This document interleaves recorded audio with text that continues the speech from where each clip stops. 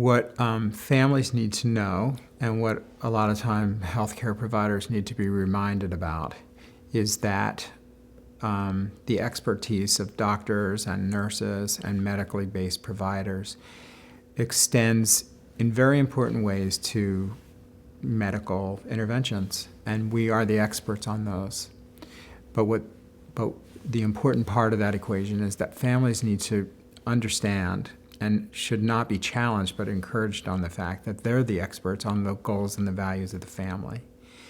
And somewhere in their process of deciding what is right here, they have to review this from the lens of parents, not as a sort of technical assessment.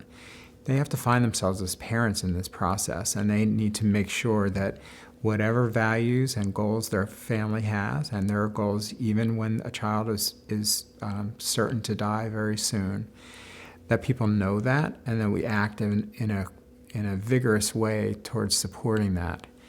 And the only way for that to enter the equation is for us to talk about it.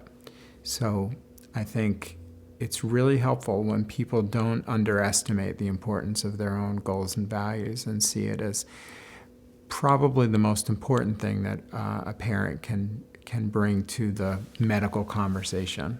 I think once you go through it for a little bit and realize what are we really trying to get at here, then it's easier to say, no, I don't need that. Yeah, I want that. And you can pick and choose. At first you don't know what you don't know, and you just kind of, hey, they're doctors. You just do what they tell you to do because they know way more than you do, and which is true. They do know way more than we do, but we do know Rachel way more than they do. And we do know what we want way more than they do. That's what they want to know. They want to know, what is it you're looking for? What is it you're trying to achieve? So once we figure that out, then it's easy to direct, and it really saves everyone time. And we learned quickly that, they're not offended by that. Most of them, if they are offended, they're not very good, but most of them are not offended by you saying, no, I don't want that, I don't need that. And they go, oh, good. I know I'm not going to waste my time in this. I can go give my energies, my time and efforts to something else. So to answer another question is, okay, what is it we're really trying to get at? I think, in Rachel's case, really all we're trying to get at is just a comfortable life for her, as best as we can make it. So we resign ourselves to the fact that, it's really likely that she's not going to do a lot of the normal things that any typical person is going to do. So we don't try to, well, let's get this done because maybe it'll save her. No, it probably won't. And it's a tough pill to swallow at some point. You say, well, you have to say, all right, what's reality here? So in light of reality, let's make decisions accordingly. So you say, all right, well, here's the reality. Here's what's happening. Here's, what's likely to be the case with her over the next however many years, months, whatever. In light of that, how can we make it more as comfortable as we can for the time being?